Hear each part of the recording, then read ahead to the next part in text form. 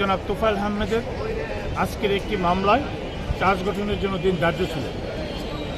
আমরা স্বাভাবিকভাবে দেশবাসী এটা জানেন যে তিনি মৃত্যুর মুখোমুখি অবস্থান করছেন, তার জীবন মৃত্যুর সন্নিকটে আছেন। এমত অবস্থায় আমরা বিজ্ঞ আদালতে ভিটামিন ই ও সি সিরাম 8টি প্রাকৃতিক অয়েল সমৃদ্ধ লিলি সিরাম অয়েল, যা চুল পড়া কমায় মাত্র 30 দিনে। 464 এবং 465 দ্বারা ফৌজদারি কার্যবিধি আইনে যে তার বিরুদ্ধে এ পর্যায়ে মামলা চলমান হওয়ার মতো না, যেহেতু তিনি তার শ্রবণ শক্তি নাই, তার বোধ শক্তিহীন, তার মেধাহীন এবং চলাচল করতে পারেন না এবং ডিজেবল বলতে যা বোঝায় সেই পর্যায়ে তিনি অবস্থান করতেছেন।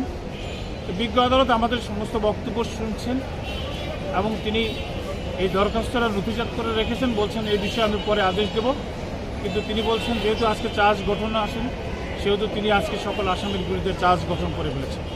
3 জন আসামি বিরুদ্ধে চার্জ গঠন করেছে। স্মরণশক্তি হারিয়ে ফেলেছেন, অক্সিজেন নিয়ে চলাফেরা করতে হয় এবং পরের নির্ভরশীলভাবে চলাফেরা করতে হয়। ওনাকে আপনি কীভাবে বিচার করবেন? এবং বিশেষ করে যে অভিযোগ আনা হয়েছে সে অভিযোগটা সম্পূর্ণ মিথ্যা এবং ভিত্তিহীন। যে জন্য আজকে যে চার্জ গঠন হয়েছে আমরা মনে করি সেখানে আইনের শাসন প্রতিষ্ঠিত হয়নি, ন্যায় বিচার প্রতিষ্ঠিত হয়নি। আমরা তার এগেইনস্টে, আমরা চার্জের এগেইনস্টে আমরা উচ্চ আদালতে যাব এবং এই সাবমিশনগুলো উচ্চ আদালতে রাখবো। আমরা আশা করি উচ্চ আদালতে আমরা ন্যায় বিচার পাবো।